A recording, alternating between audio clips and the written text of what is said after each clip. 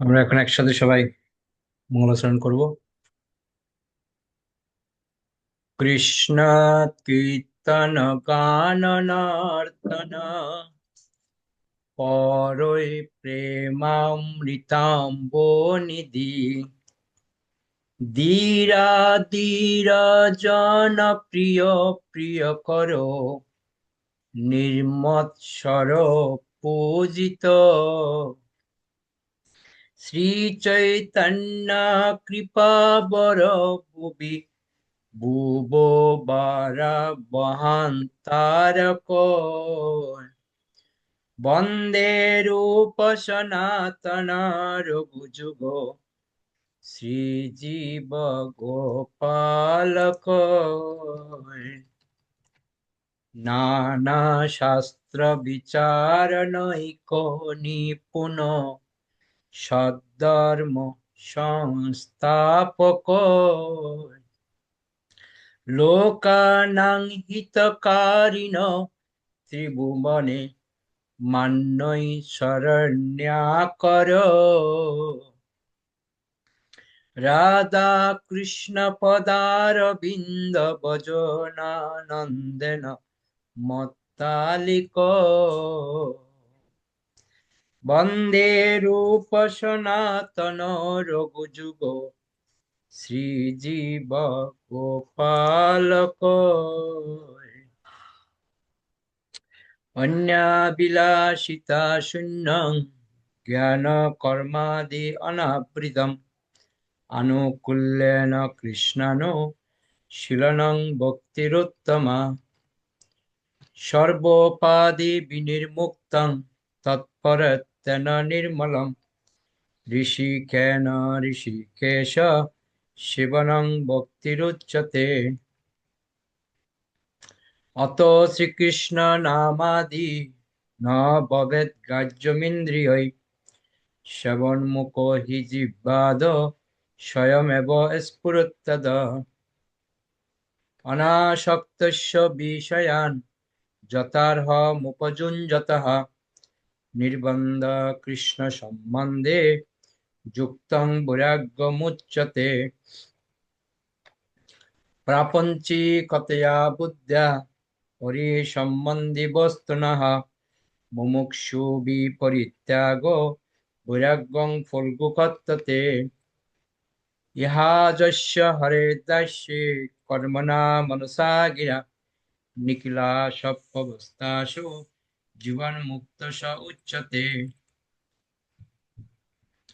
শ্রী বিষ্ণু শ্রবণে পরীক্ষিতা ভবদ্ভয়াস কীর্তনে প্রহ্লাদ স্মরণে তদগ্রি ভজনে লক্ষ্মী পিতু পূজনে অক্রূরস্তবিবন্দনে কপিপতির্দাস্য হত শক্য অর্জুন সর্বাসাত্মনিবদনে বলিরভূত কৃষ্ণাপ্তিরেষাং পরং আদৌ শ্রদ্ধা তত সাধু সঙ্গ তত ভজন ক্রিয়া তত অনর্থ নিবৃত্তি সৎ তত নিষ্ঠারুষিস্ততঃ তথা শক্তিস্তত ভাবস্তত প্রেমাবুদংসতি সাধকানাময়ং প্রেমণঃ প্রাদুর্ভাবে ভবেৎ ক্রম হরে কৃষ্ণ নমো ওম বিষ্ণুপাদায় কৃষ্ণপৃষ্ঠায় ভূতলে শ্রীমতে ভক্তি বেদান্ত স্বামিনীতি নামিনে নমস্তে সরস্বতে দেবে গৌরবাণী প্রচারিণে নির্বিশেষ শূন্যবাদী পাশ্চাত্য দেশতারিণে পঞ্চাকল্পতরুভ্যশ্চ কৃপা সিন্ধুভ্যেব চ পতিতানাং পাবনেভ্যো বৈষ্ণবেভ্যো নমো নমঃ হরে কৃষ্ণ। আজকে কে পড়তে চান? তবু আমি পড়বো। হুম, শুরু করুন। হরে কৃষ্ণ প্রভু প্রণাম। দশম অধ্যায় শ্রবণ ও স্মরণের প্রক্রিয়া। শ্রবণ কৃষ্ণ ভাবনা অথবা ভগবত ভক্তি শুরু হয় শ্রবণের মাধ্যমে।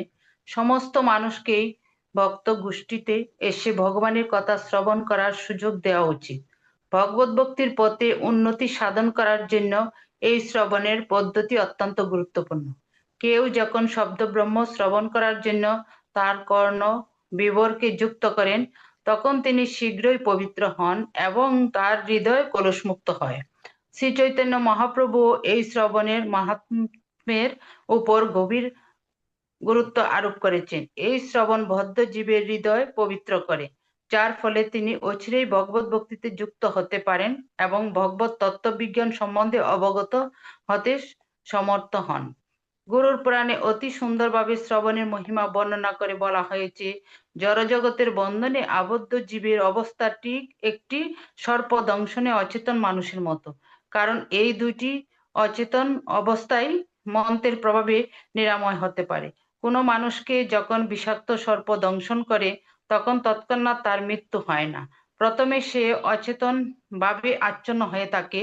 জড়জগতের বন্ধনে আবদ্ধ মানুষও নিদ্রামগ্ন, কেননা তার যথার্থ স্বরূপ, তার কর্তব্য এবং ভগবানের সঙ্গে তার নিত্য সম্পর্কের কথা তার কিছুই মনে নেই।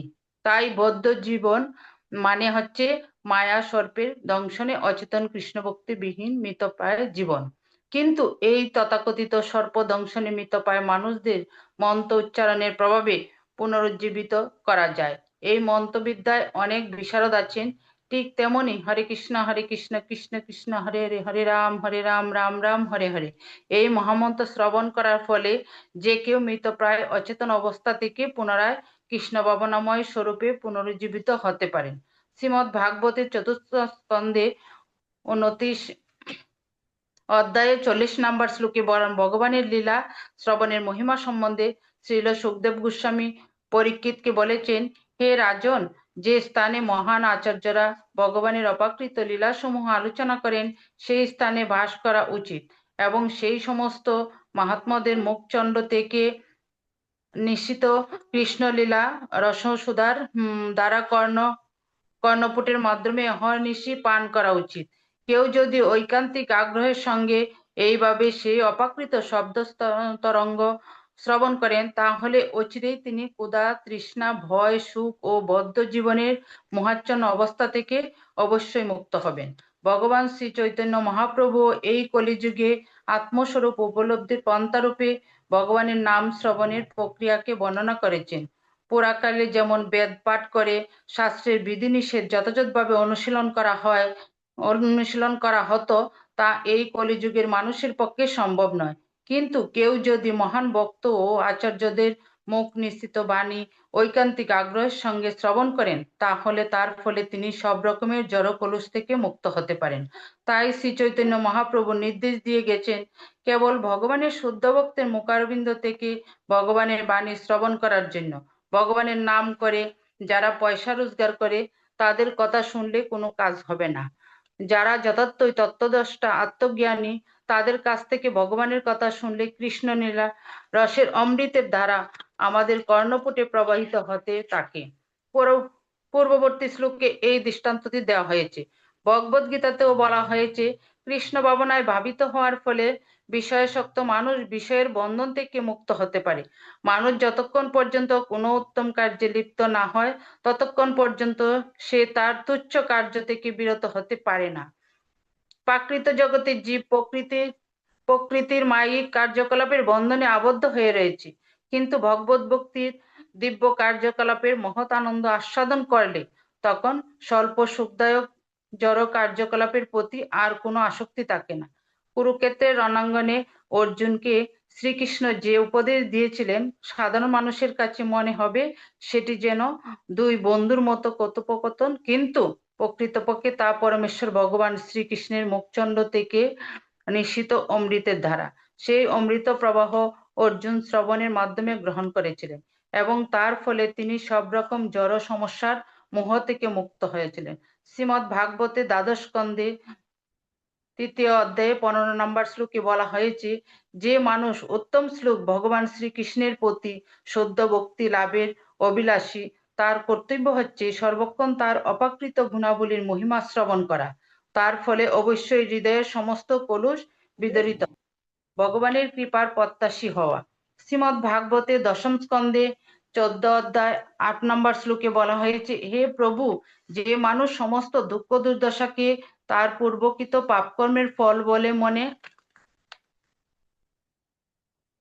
মনে করেন এবং শ্রদ্ধাবনত চিত্তে হৃদয়ের অন্তঃস্থল থেকে আপনাকে প্রণতি জানিয়ে আপনার অহেতুকী কৃপার প্রতীক্ষা করেন, তিনি অচিরেই মুক্তি লাভের অধিকারী হন। শ্রীমদ্ ভাগবতে এই বাণী সমস্ত ভক্তের পদপ্রদর্শক হওয়া উচিত। পূর্বকৃত পাপকর্মের ফল থেকে তৎক্ষণাৎ মুক্ত হওয়ার আশা করা ভক্তের উচিত নয়। কোনো বদ্ধ জীবই কর্মফল থেকে মুক্ত নয়, কারণ জড়জগতের বন্ধনে আবদ্ধ জীবন মানেই হচ্ছে পূর্বকৃত কর্ম অনুসারে সুখ অথবা দুঃখ ভোগ করা। জড়জাগতিক কার্যকলাপ যখন সম্পূর্ণভাবে স্তব্ধ হয়ে যায়, তখনই কেবল কর্মফলের বন্ধন থেকে মুক্ত হওয়া যায় এবং তখন আর পুনর্জন্ম হয় না। তা সম্ভব হয় কেবল ভগবত ভক্তির মাধ্যমে, কেননা ভগবানের সেবাময়ী কার্যকলাপের কোনো প্রতিক্রিয়ার সৃষ্টি হয় না। তাই কেউ যখন শুদ্ধ কৃষ্ণ ভক্তি অর্জন করেন, তখন আর তার এই জড়জগতে পুনর্জন্ম হয় না। কিন্তু যে মানুষ কর্মফলের বন্ধন থেকে পূর্ণরূপে মুক্ত হতে পারেননি, তার কর্তব্য হচ্ছে সব রকম বাধা বিপত্তি সত্ত্বেও ভগবত ভক্তির অনুশীলন করে যাওয়া। যখন এই ধরনের বাধা বিপত্তিগুলি আসে, তখন কেবল শ্রীকৃষ্ণের কৃপার প্রতীক্ষা করা উচিত। শ্রীকৃষ্ণের কৃপাই হচ্ছে তখন একমাত্র সান্ত্বনা। এই রকম মনোভাব নিয়ে ভক্ত যখন তার দিন যাপন করেন, তখন অবশ্যই তিনি ভগবানের ধামে উন্নীত হবেন, সেই সম্বন্ধে কোনো সন্দেহ নেই।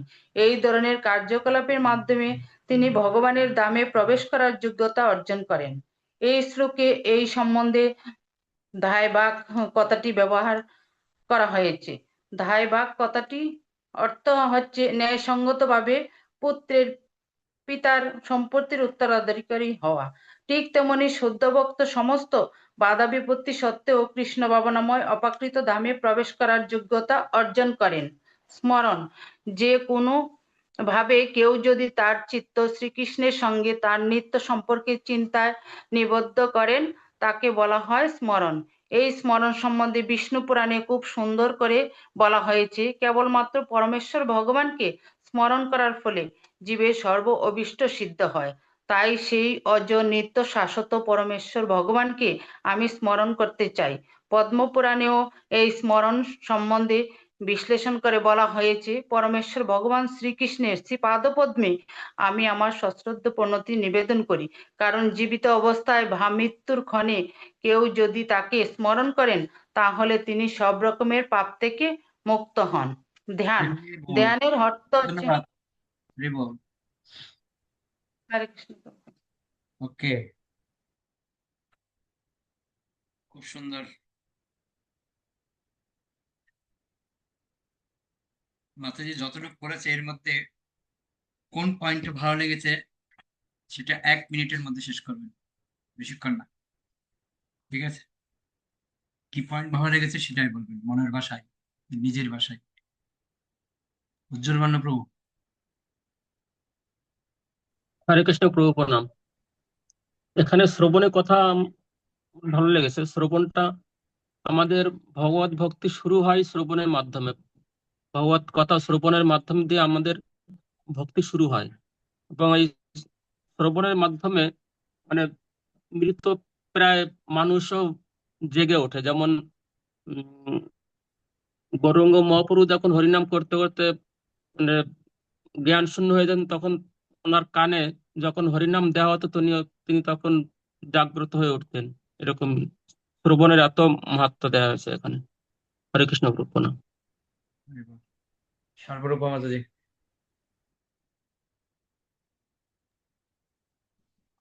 হরে কৃষ্ণ প্রভু, আমার এই পয়েন্টটা ভালো লেগেছে। জড়জগতে বন্ধনে আবদ্ধ যে মানুষগুলি অচেতন অবস্থায় থাকে, ঠিক যেমন মানে সর্পদংশন করলে যেমন মানুষটা অচেতন অবস্থায় কিছুক্ষণ অচেতন অবস্থায় থাকে, সেই জন্য বদ্ধ জীবেরকেও যে এই মানে যখন ভগবানের নাম করা না হয় তাইলে এটা অচেতন অবস্থার মতোই বলা হয়েছে, এটা সর্পদংশনের মতো। হরে হরে হরে। কৃষ্ণ। উজ্জ্বলা মাতাজি। হরে কৃষ্ণ গুরু প্রণাম। ও এখানে আমার এটা ভালো লেগেছে যে আমরা ভাগবত শ্রবণ করব কোন শুদ্ধ ভক্তের মুখ থেকে, যারা ব্যবসা বা পয়সা ইনকামের জন্য যারা পাঠ করেন তাদের মুখ থেকে শোনা উচিত নয়। একদম কারেক্ট। হরি বল। শিলারানী মাতাজি। হরে কৃষ্ণ প্রভু প্রণাম। আমার এই পয়েন্টটা খুব ভালো লেগেছে যে কেবলমাত্র পরমেশ্বর ভগবানকে স্মরণ করার ফলে জীবের সর্ব অভীষ্ট সিদ্ধ হয়। তাই সেই অজনিত শাশ্বত ভগবান পরমেশ্বর ভগবানকে আমি স্মরণ করতে চাই। হরে কৃষ্ণ। হরে হরে বল। অনেক ধন্যবাদ।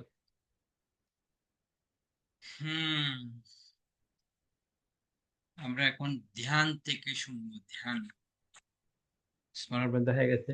কি পড়তে চান পরের প্যারা?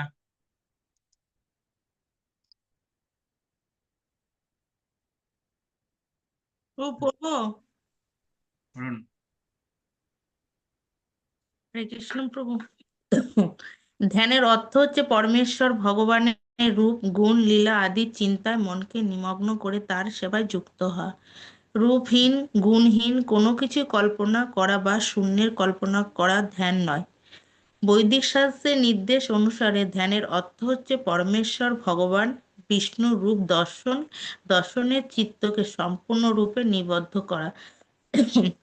নৃসিংহ পুরাণে ভগবানের ধ্যান করা সম্বন্ধে বলা হয়েছে, ভগবানের চরণাবিন্দ ধ্যান জড়জগতের সুখ দুঃখ অনুভূতির অতীত চিন্ময় অবস্থা।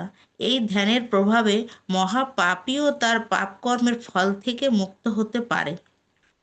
বিষ্ণু ধর্মের ভগবানের দিব্য গুণাবলীর ধ্যান সম্বন্ধে বলা হয়েছে, যে সমস্ত মানুষ নিরন্তর কৃষ্ণ ভাবনায় ভাবিত এবং যারা নিরন্তর ভগবানের দিব্য গুণাবলীর কথা স্মরণ করেন তারা অচিরেই সমস্ত পাপ থেকে মুক্ত হন এবং এইভাবে পবিত্র হয়ে তারা ভগবত ধামে প্রবেশ করার যোগ্য হন।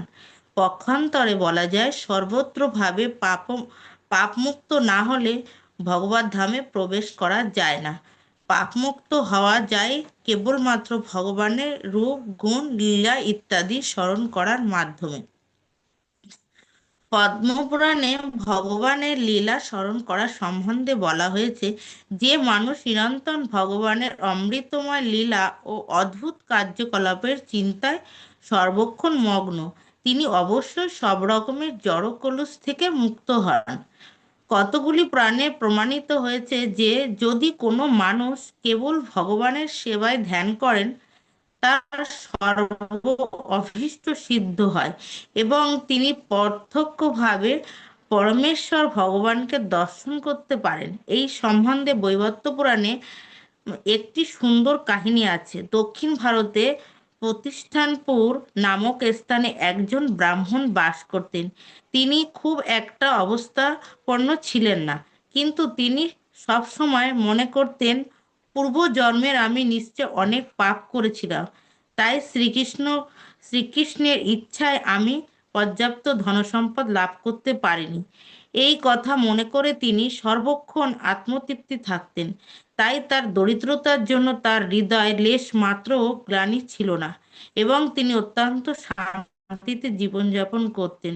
তিনি পরম উদার ছিলেন এবং কখনো কখনো তিনি মহাত্মাদের শ্রীমুখ থেকে ভগবানের বাণী শুনতে যেতেন। এই রকম এক সভায় তিনি গভীর শ্রদ্ধা সহকারে বৈষ্ণব আচার সম্বন্ধে শ্রবণ করছিলেন। তিনি শুনেছিলেন যে মনে মনেও ভগবানের সেবা করা যায়, অর্থাৎ স্বাভাবিকভাবে সেবা না করা গেলেও মনে মনে ভগবানের সেবার ধ্যান করা যায় এবং তার ফলে একই ফল লাভ করা যায়। ব্রাহ্মণ অত্যন্ত দরিদ্র ছিলেন, তাই তিনি মনস্থ করলেন যে অসীম ঐশ্বর্য সহকারে মনে মনে ভগবানের সেবায় ধ্যান করবেন এবং তিনি তাই শুরু করলেন। তিনি গোদাবরীতে স্নান করে সেই নদীর তীরে নির্জনে বসে প্রাণায়াম অভ্যাস করার মাধ্যমে তার চিত্তকে ভগবানের ধ্যানে নিবদ্ধ করতেন। এই প্রাণায়াম অভ্যাসের ফলে চিত্তকে একটি যন্ত্রের মতো কোনো বস্তুতে কেন্দ্রীভূত করা যায়। প্রাণায়াম ও আসনের এটি হচ্ছে উদ্দেশ্য। পুরাকালে সাধারণ মানুষও জানতেন কিভাবে মনকে ভগবানের শ্রীপাদপদ্মে একাগ্র করতে হয়। সেই ব্রাহ্মণও সেই অভ্যাস করছিলেন। এইভাবে ধ্যান করার ফলে হৃদয়ের ভগবানের রূপ প্রকাশিত হলে তিনি তাকে বহু মূল্যবান বস্ত্র, অলংকার, মুকুট ও অন্যান্য ভূষণে ভূষিত করতেন। তারপর তিনি শ্রদ্ধা সহকারে তাকে প্রণতি নিবেদন করতেন। সিংহার সমাপ্ত হলে তিনি কল্পনা করতেন যে তিনি খুব সুন্দরভাবে মন্দির মার্জন করছেন। মন্দির মার্জন হলে তিনি মানসে কল্পনা করতেন যে স্বর্ণ ও রৌপ্য নির্মাদি বহু পাত্র করে তিনি বিভিন্ন নদী থেকে পুণ্য সলিল আরোহণ করছেন। তিনি কেবল গোদাবরী থেকেই জল সংগ্রহ করতেন না, তিনি গঙ্গা, যমুনা, নর্মদা, কাবেরী আদি সমস্ত পবিত্র স্রোত শ্রেণী থেকে জল সংগ্রহ করতেন। ভগবানের পূজা করার সময় বৈষ্ণব ভক্ত সাধারণত মন্ত্র উচ্চারণের মাধ্যমে এই সমস্ত নদী থেকে জল সংগ্রহ করেন। এই ব্রাহ্মণ মন্ত্র উচ্চারণ করে ধ্যানের মাধ্যমে সেই সমস্ত নদী থেকে স্বর্ণ ও রৌপ্য নির্মিত জলপাত্রে পবিত্র জল সংগ্রহ করতেন। তারপর তিনি পুষ্প, ফল, ধূপ, চন্দন আদি পূজার উপকরণ সংগ্রহ করতেন। ভগবানের বিগ্রহকে অর্পণ করার জন্য তিনি এই সমস্ত সংগ্রহ করেছিলেন। ভগবানের সন্তুষ্টি বিধানের জন্য এই জল, পুষ্প, গন্ধদ্রব্য অত্যন্ত সুন্দরভাবে ভগবানের বিগ্রহের উদ্দেশ্যে নিবেদিত হতো। তারপর তিনি ভগবানের আরতি করতেন এবং এইভাবে শাস্ত্র বিধি অনুসারে তিনি ভগবানের পুজো করতেন। প্রতিদিন তিনি এইভাবে নিয়মিত ভগবানের অর্চনা করতেন। এইভাবে বহু বছর ধরে তিনি ভগবানের পুজো করলেন। তারপর একদিন সেই ব্রাহ্মণ ধ্যানে ভগবানের জন্য পায়েস তৈরি করলেন। কিন্তু ভগবানের সেই নৈবেদ্য তার মনোপ্রত হলো না, কেননা সেই পায়েসে তখনই তৈরি করা হয়েছিল এবং তার থেকেও বেশ গরম ছিল। পায়েসের গরম থাকলে তেমনি উপাদেয় হয় না, ঠান্ডা পায়েস অধিক উপাদেয়। তাই সেই ব্রাহ্মণ সদ্য প্রস্তুত পায়েস তখন কতটা গরম আছে এবং তা ভগবানের আহারের উপযোগী হয়েছে কিনা তা দেখার জন্য সেই পায়েসের পাত্রে তিনি তার আঙ্গুল দিয়ে স্পর্শ করলেন। সেই পায়েসের পাত্র আঙ্গুল দিয়ে স্পর্শ করা মাত্রই তার আঙ্গুলের সেই উত্তাপে পায়েসের তাপ লাগলো এবং তার ফলে তার ধ্যান ভঙ্গ হলো। তখন তিনি তাকিয়ে দেখলেন যে তার আঙ্গুলে ফোস্কা পড়েছে এবং কিভাবে তা ঘটলো তা ভেবে তিনি অত্যন্ত আশ্চর্য হলেন, কারণ তিনি কখনো ভাবেননি যে ধ্যানের তপ্ত পায়েস স্পর্শ করার ফলে তার আঙ্গুল পুড়ে যাবে। এইভাবে তিনি যখন ভাবছিলেন, তখন বৈকুণ্ঠ লক্ষ্মীর পার্শ্বে উপবিষ্ট ভগবান নারায়ণ ঈষৎ হাসলেন। ভগবানকে এইভাবে হাসতে দেখে সৌভাগ্য অধিষ্ঠাত্রী লক্ষ্মী দেবী অত্যন্ত উৎসুক হয়ে ভগবান নারায়ণকে তার হাসির কারণ জিজ্ঞাসা করলেন।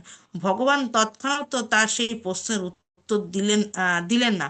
পক্ষান্তরে তিনি সে ব্রাহ্মণকে সেইখানে নিয়ে আসার জন্য তার দূতদের পাঠালেন। বৈকুণ্ঠ থেকে তৎক্ষণাৎ নারায়ণের কাছে সেই ব্রাহ্মণকে নিয়ে আসার জন্য একটি বিমান প্রেরণ করা হলো। তারপর ব্রাহ্মণকে যখন ভগবানের সামনে নিয়ে আসা হলো, তখন ভগবান লক্ষ্মী দেবীকে সমস্ত ঘটনা বলেন। সেই ব্রাহ্মণ এইভাবে নিত্যধাম বৈকুণ্ঠ লোক লক্ষ্মীনারায়ণ নিত্য সঙ্গ লাভের সৌভাগ্য অর্জন করলেন।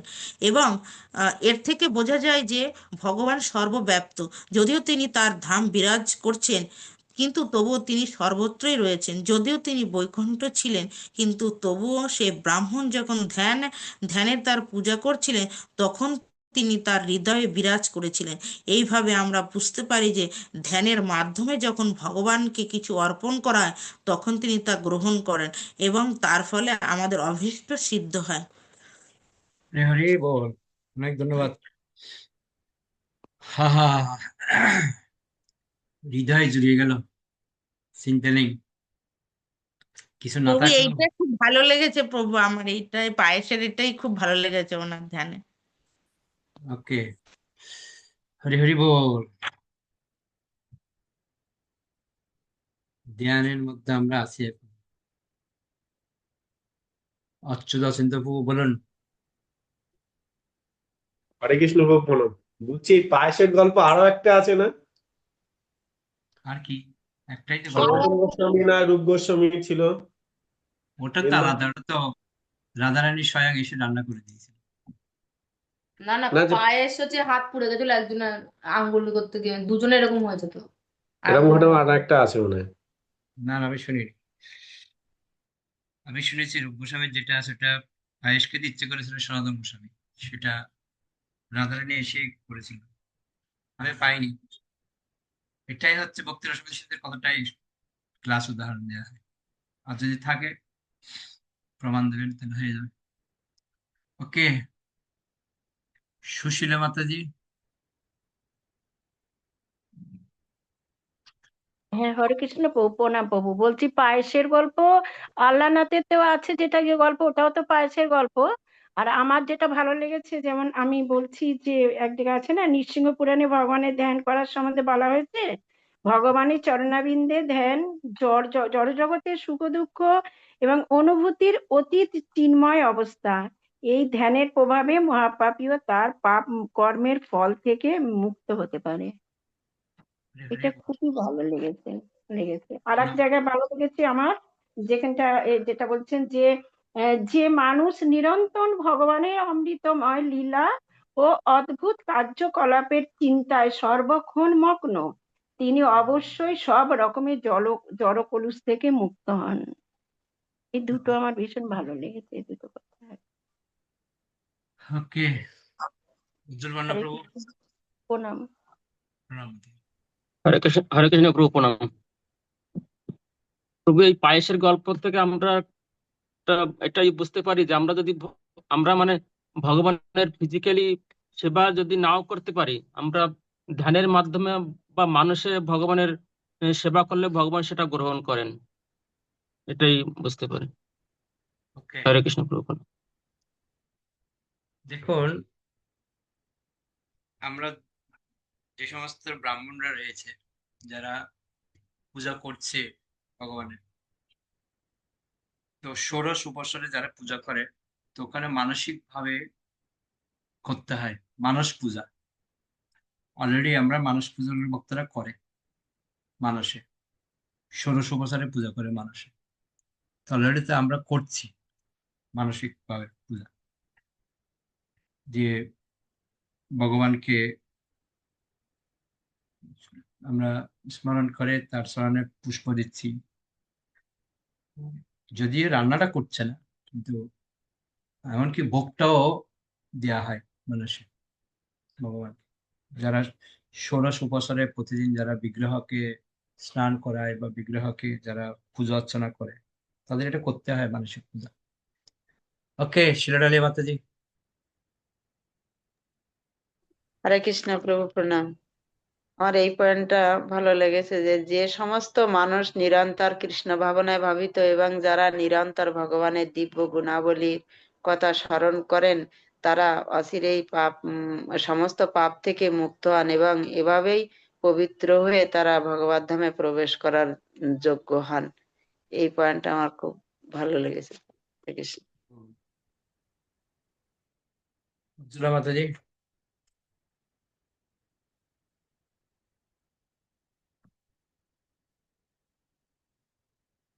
ওকে, এখন আমরা একাদশ অধ্যায়ে যাব।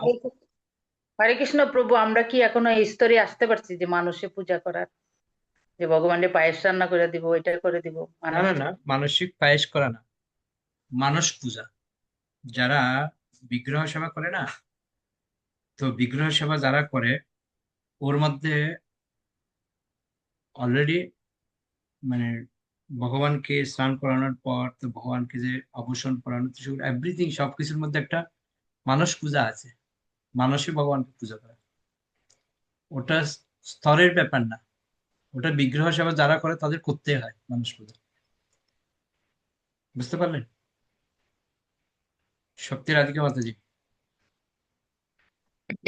হরে কৃষ্ণ প্রভু, প্রণাম প্রভু। আমার না আগের পয়েন্ট, আগের টপিকের দায় ভাগ কথাটা খুব ভালো লেগেছে। দায় ভাগ কথাটা অর্থ ভীষণ ভালো লেগেছে। কারণ যেমনি এখানে বলছেন রূপ গোস্বামী, বলছেন যে যেমনি পিতার সম্পত্তি পুত্র উত্তরাধিকারী হয়, ঠিক তেমনি যদি শুদ্ধ ভক্ত যতই বাধা বিঘ্ন পায় না কেন, তার কিন্তু যোগ্যতা আছে ভগবানের কাছে ফিরে যাওয়া। তার জন্য আমরা যদি শুদ্ধ ভক্ত স্তরে আসি, আমাদের বাধাবিঘ্ন থাকলেও আমরা কিন্তু সেই অধিকারটা পেতে পারি। হরে কৃষ্ণ প্রভু। হরি বল। অনেক ধন্যবাদ। তো মানস পূজার বিষয়ে অলরেডি আমাদের যারা ব্রাহ্মণ যারা রয়েছে পূজা করে তারা, দেখুন এখানে অলরেডি পূজার ডিপার্টমেন্টের মধ্যে মানস পূজা বলে একটা অপশন আছে। এখানে মানস পূজা বলা হচ্ছে শ্রী চৈতন্য মহাপ্রভু ও নিত্যানন্দ প্রভুর উদ্দেশ্যে ষোড়শ উপচার ধ্যানের মাধ্যমে নিবেদন করুন। বুঝতে পারলেন তো? এটা যারা পূজারী যারা আছে তাদের জন্য এটা বলা হচ্ছে বিগ্রহ অর্চনের মধ্যে। কি বলছে? শ্রী চৈতন্য মহাপ্রভু ও নিত্যানন্দ প্রভুর উদ্দেশ্যে ষোড়শ উপচার ধ্যানের মাধ্যমে নিবেদন করুন। ঠিক সেরকম কৃষ্ণ বা রাধা কৃষ্ণ হলে তাদের ক্ষেত্রে সেম হয়। এবং কিভাবে করতে হবে আমরা সবাই তো এগুলি জানি পূজার সিস্টেমটা। তো মানস পুজোটা আমাদের অলরেডি বাধ্যতামূলক আছে।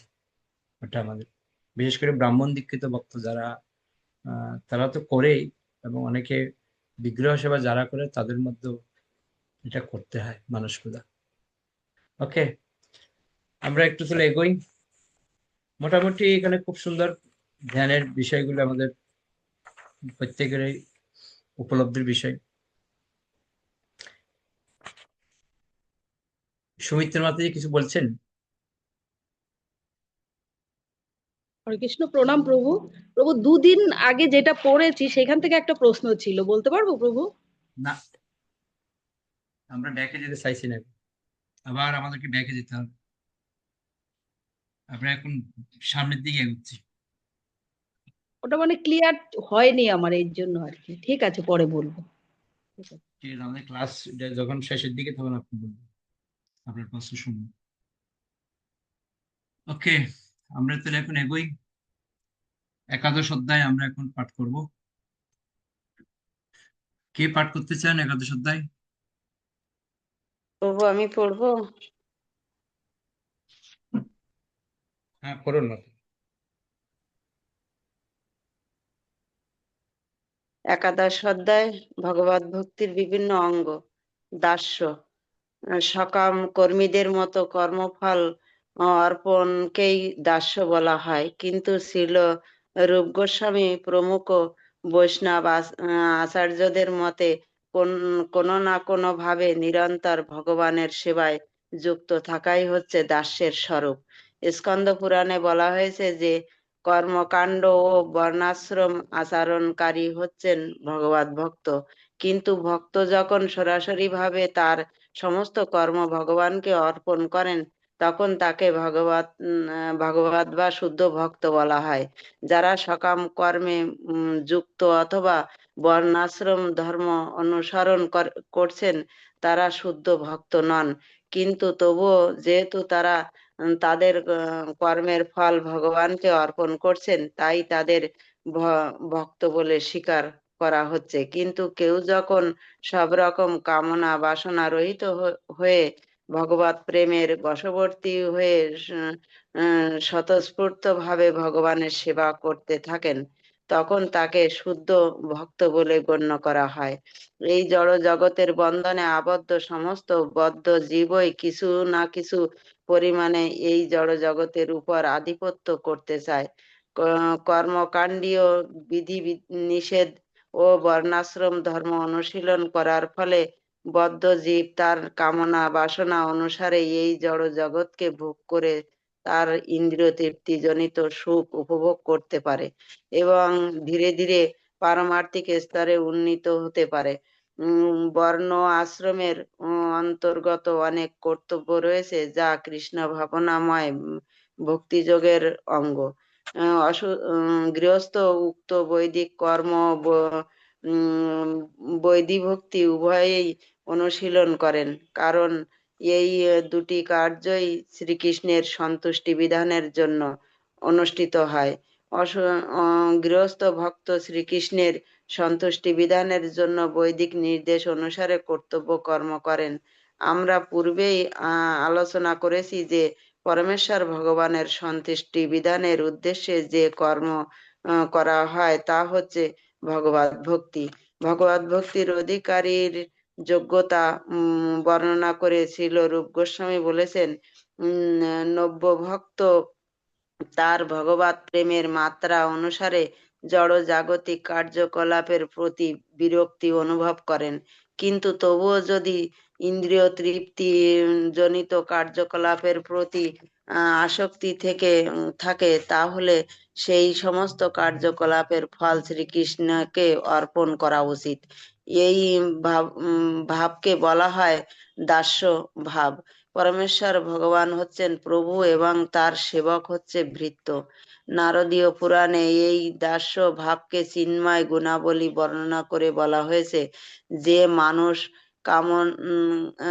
কায় মনোবাক্যে ভগবানের সেবায় নিযুক্ত হয়েছেন, এমনকি যদি কেউ সেইভাবে ভগবানের সেবা করার আকাঙ্ক্ষাও করেন তাহলে তাকে মুক্ত বলে গণ্য করা হয়। হরি সখ্য বল ভাব। মাতাজি, অনেক ধন্যবাদ। এরপরে এখন শোকবাব সুশীলা মাতাজি পড়ুন। শোকবাব আপনি হাত তুলেছিলেন।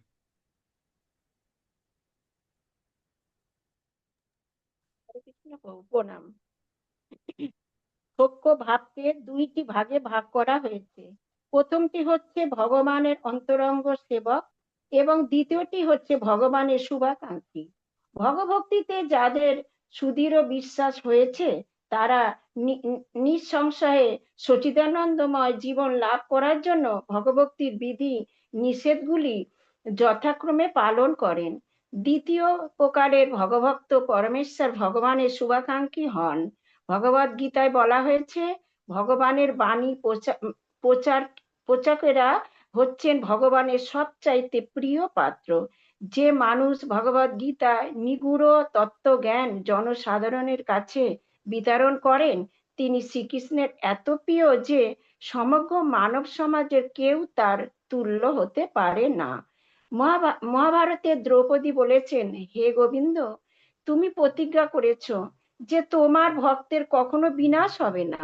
তোমার সেই উক্তিতে আমার পূর্ণ বিশ্বাস রয়েছে, আর তাই সমস্ত দুঃখ দুর্দশার মধ্যে আমি কেবল তোমার সেই প্রতিজ্ঞার কথা স্মরণ করি এবং তার ফলে আমি জীবন ধারণ করতে সমর্থ হই।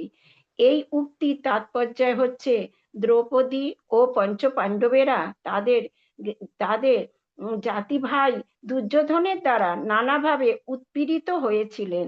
তাদের এত কঠোর দুঃখ দুর্দশা ভোগ করতে হয়েছিল যে তাদের পিতামহ ভীষ্মদেব, যিনি ছিলেন আকুমার ব্রহ্মচারী এবং একজন মহারথী, তিনিও তাদের কথা চিন্তা করে চোখে জল ফেলতেন। এই কথা ভেবে তিনি সর্বদাই আশ্চর্যিত হতেন যে যদিও পাণ্ডবেরা হচ্ছেন পরম পুণ্যাত্মা এবং দ্রৌপদী হচ্ছেন সাক্ষাৎ লক্ষ্মী দেবী আর পরমেশ্বর ভগবান শ্রীকৃষ্ণ হচ্ছেন তাদের সখা, তবুও তাদের এত দুঃখ কষ্ট ভোগ করতে হচ্ছে। কিন্তু এত দুঃখ কষ্টের মধ্যেও দ্রৌপদী বিচলিত হননি। তিনি জানতেন যেহেতু শ্রীকৃষ্ণ হচ্ছেন তাদের সখা, তাই অবশেষে তাদেরই জয় হবে। শ্রীমদ্ ভাগবতে একাদশ স্কন্ধে 11/2/53 মহারাজ ঋষভদেবের পুত্র হবি মহারাজ নিমিকে বলেছেন, হে রাজন, যে মানুষ ইন্দ্র প্রমুখ দেবতাদেরও স্থিত পরমেশ্বর ভগবানের শ্রী পাদপদ্মে সেবা থেকে ক্ষণিকের জন্য বিরত হন না, কেননা তিনি উপলব্ধি করতে পেরেছেন যে ভগবানই হচ্ছেন পরম আরাধ্য এবং তার শ্রী পাদপদ্মের সেবাই হচ্ছেন চরম কাম্য, তিনি হচ্ছেন উত্তম ভক্ত। শ্রীল রূপ গোস্বামী বলেছেন যে কনিষ্ঠ অধিকারী ভক্ত, যিনি কেবল ভগবানের প্রতি স্বল্প পরিমাণে শ্রদ্ধা পরায়ণ হয়েছেন, তিনি অবশ্যই ভগভক্তির সুযোগ্য অধিকারী। তার শ্রদ্ধা যখন সুদৃঢ় হয় তখন তিনি অন্তরঙ্গভাবে ভক্তি মার্গে অধিষ্ঠিত হন। কখনো কখনো দেখা যায় যে কোনো শুদ্ধ ভক্ত অন্তরঙ্গা সখারূপে ভগবানের সেবা করার জন্য ভগবানের মন্দিরে শয়ন করে থাকেন। ভক্তের এই সখ্য ব্যবহারকে রাগা অনুরাগ বা স্বতঃস্ফূর্ত ভগভক্তি বলা হয়। শাস্ত্রে বিধি নিষেধ অনুসারে পরমেশ্বর ভগবানের মন্দিরে কারোর শয়ন করা উচিত নয়, কিন্তু ভগবানের প্রতি এই স্বতঃস্ফূর্ত প্রেম সখ্যভাবে ভগবানের সেবা করা অন্তরঙ্গ। হরে কৃষ্ণ। হরে প্রণাম। বল। অনেক ধন্যবাদ মাতাজি। তো আমরা দুটো ভাব করলাম, আমরা একটা দাস্য, একটা সখ্য। এর মধ্যে আপনাদের যদি কিছু ভালো লেগে থাকে নিজের ভাষায় বলতে পারেন 1 মিনিটের মধ্যে। ওকে।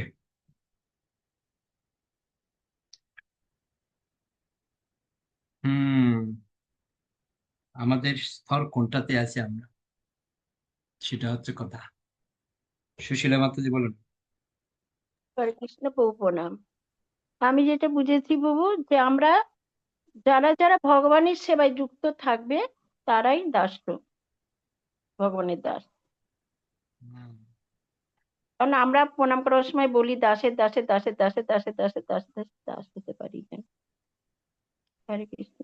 হরি বল। উজ্জ্বলা মাতাজি। হরে কৃষ্ণ প্রভু, প্রণাম। আমার এখানে ভালো লেগেছে শুদ্ধ ভক্তের ডেফিনেশন, যে যিনি সমস্ত কামনা বাসনা রহিত হয়ে স্বতঃস্ফূর্ত হয়ে ভগবানের সেবায় নিযুক্ত হন, তিনি শুদ্ধ ভক্তের স্তরে অধিষ্ঠিত হতে পারেন। এটাই আমার ভালো লেগেছে। হরে কৃষ্ণ। হরি হরি বল। আমার তো একটা জিনিস চিন্তার বিষয় হয়ে দাঁড়িয়েছে, আমরা তো এত রহস্য সব জানছি ভগবানের সেবা করার বা ভগবানকে লাভ করার, এত রহস্যগুলি আদৌ কি ব্যক্তিগত জীবনে প্রয়োগ করতে পারবো? প্রথম থেকে যখন আমরা ভক্তি রসমাদি সিন্ধু পড়ে যাচ্ছি, আমাদেরকে কত নির্দেশ দিচ্ছেন, এটা করলে ভালো, এটা করলে ভালো, এটা করলে ভালো, কত কিছু নির্দেশ দিচ্ছেন। এই জায়গাতে আমার প্রশ্ন থেকে যাচ্ছে, যদি এখানে যদি একটা পয়েন্ট যদি আমি আমার জীবনে প্রয়োগ করতে পারি, মনে হয় অনেক পরিবর্তন হয়ে যাবে আমাদের জীবন। যে সুন্দর সুন্দর কথাগুলি বলছে, কিন্তু সব কথার মধ্যে কিন্তু একটা কথাই বারবার আসছে, সেটা কি জানেন? শুরু হয়েছে কি দিয়ে বলেন তো? কে বলতে পারে কি দিয়ে শুরু হয়েছে? ভক্তি। শুদ্ধ ভক্তি। Good. শুদ্ধ ভক্তি দিয়ে শুরু হয়েছে, আর এখনো শুদ্ধ ভক্তি চলছে। দেখুন, এই যে দাস্যের মধ্যে পড়ছি, ওখানেও শুদ্ধ ভক্তির কথা বলছে। আবার সখ্যভাব পড়ছি, এখানেও শুদ্ধ ভক্তির কথা বলা হচ্ছে। সব মানে সব প্যারার মধ্যে শুদ্ধ ভক্তের কথাটা ওতপ্রোতভাবে জড়িত। ভালো করে খেয়াল করে দেখুন। তার মানে এই ভক্তি রসামৃত সিন্ধুর শুরুতেই আমাদের প্রত্যেককে একটা লক্ষ্য স্থির করে দিয়েছেন। বলুন তো সেই লক্ষ্যটা কি? কি লক্ষ্য? প্রত্যেকে যদি একটা লক্ষ্য স্থির করে দিন, আমাদের জন্য লক্ষ্যটা কি? হ্যাঁ, শক্তি রাধিকা মাতাজি বলুন। তো আমার তো মনে হয় ভক্তি রসামৃত সিন্ধু সুপ গোস্বামী আমাদের ট্রেনিং দিচ্ছে কিভাবে শুদ্ধ ভক্ত হতে হবে। হ্যাঁ, গুড।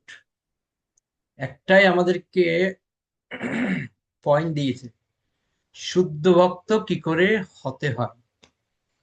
এই আমাদের টার্গেট হচ্ছে একটাই, কি করে আমরা শুদ্ধ ভক্ত হতে পারি। ভক্ত তো সবাই, প্রত্যেকে ভক্ত। ভক্তের অনেক গুণমহিমে অনেক কিছু থাকে, কিন্তু শুদ্ধ ভক্ত হওয়াটা হচ্ছে সব থেকে কঠিন একটা বিষয়। তো জন্য আমাদের লক্ষ্য স্থির করতে হবে। কি লক্ষ্য? না শুদ্ধ ভক্ত হবার লক্ষ্য। ওই জন্য প্রত্যেকেরই এই ভাবনা নিয়ে আমাদের এগোতে হবে। আমরা যে পড়ছি ভক্তি রসমৃদ্ধ সিন্ধু, যেন কমসে কম এই রূপ গোস্বামীর মান যেন রাখতে পারি, এটা আমাদেরকে হৃদয়ের মধ্যে গেঁথে রাখতে হবে। রূপ গোস্বামী আমাদের যে সোসাইটি, প্রভুপাদের যে রূপ গোস্বামীকে কেন্দ্র করে উনি কিন্তু এক প্রচার ধারাকে এগিয়েছেন, যার কারণে আমরা রূপানুগ বৈষ্ণব বলে আমরা বলি, দাবি করছি আমরা। তো সেজন্য আমার অভিমত হচ্ছে এটাই, যতটুক সম্ভব এই শুদ্ধ ভক্ত স্তরে অধিষ্ঠিত হওয়ার জন্য যা যা আমাদের পজিটিভ রয়েছে সেটা আমাদের গ্রহণ করতে হবে। সরঙ্গ শরণাগতি হইবে যাহার, তাহারও প্রার্থনা শুনে শ্রীনন্দ কুমার। দৈন্য আত্মনিবেদন গোপ্তিত্বে বরণ, অবশ্যই রক্ষিবে কৃষ্ণ বিশ্বাস পালন। ভক্তির অনুকূল মাত্র কার্যের শিকার, ভক্তি প্রতিকূল ভাব বর্জন অঙ্গীকার। যেটা আমার ভক্তির অনুকূল সেটা গ্রহণ করব, যেটা প্রতিকূল সেটা ত্যাগ করব। তাহলেই মনে হয় আমরা অনেকখানি এগোতে পারবো। কিন্তু এখানে সব কথায় একটা কথা শুধু, কিভাবে শুদ্ধ ভক্ত হওয়া যায়, কিভাবে শুদ্ধ ভক্ত, মানে একটা কথা আমাদেরকে বারবার পুশিং করছে। ওকে, হুজুর বর্ণ প্রভু।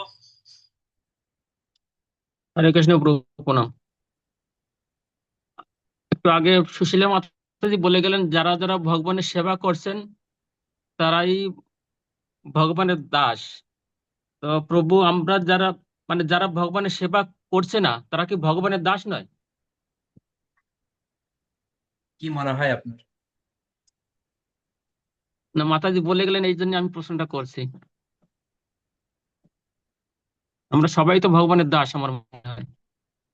স্বরূপ হচ্ছে দাস, জীবের স্বরূপ হয় কৃষ্ণের নিত্য দাস, স্বরূপে দাস, কিন্তু প্র্যাকটিক্যালি কি দাসত্ব করছি কি, সেটা হচ্ছে কথা। স্বরূপ তো দাস, কিন্তু দাস কি ভাবছি না মালিক ভাবছি, এটা হচ্ছে প্রশ্ন। আমাদের স্বরূপে আমরা কি ভাবছি, এটাই হচ্ছে চিন্তার বিষয়। যদি আমরা ভাবি দাস দাস দাস দাস, দাসের অনুদাস হতে পারেনি, তাহলে হয়তো দাস হতে পারবো। মনে করি না আমি তো অলরেডি দাসে আছি, তাহলে দাসই থাকবে। যদি আপনি মনে করেন আমি দাস আছি, তাহলে দাস, কোনো সমস্যা নেই। আমরা স্বরূপতই দাস, কিন্তু দাস কাকে বলছে এখানে স্পষ্টভাবে বলে দিয়েছি, কিন্তু তার সমস্ত কর্ম কিন্তু ভগবানকে অর্পণ করতে হবে। দাস মানে কি? হনুমান ছিলেন দাসের ভক্ত, হনুমানের মতো হতে হবে। ঠিক আছে, ওকে। সুমিত্রা মাতাজি। হরে কৃষ্ণ প্রণাম প্রভু। এই যে সখ্যভাবে যে দু প্রকারের ভাগ আছে, একটা হচ্ছে ভগবানের অন্তরঙ্গ সেবক আর দ্বিতীয়টা হচ্ছে ভগবানের শুভাকাঙ্ক্ষী। ভগবানের শুভাকাঙ্ক্ষী তারা যারা নাকি ভগবানের কথা প্রচার করেন, তাদের কথা বলা হয়েছে প্রভু। এখানে তো বলছে প্রচারক ভগবানের সব থেকে প্রিয়। প্রিয়, আচ্ছা, তাহলে শুভাকাঙ্ক্ষী বলতে তাদের কথাই বলা হয়েছে। আর অন্তরঙ্গ সেবক হচ্ছেন কারা প্রভু? অন্তরঙ্গ সেবক ভগবানের বিধিনিষেধ গুলি যারা পালন করে, সবসময় ভগবানের দিব্য সেবায় মগ্ন থাকে, ভগবানের প্রতি পূর্ণ বিশ্বাস রাখে।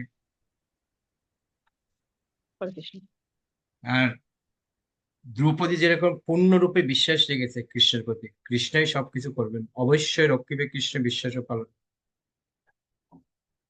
এটাই বলা হচ্ছে।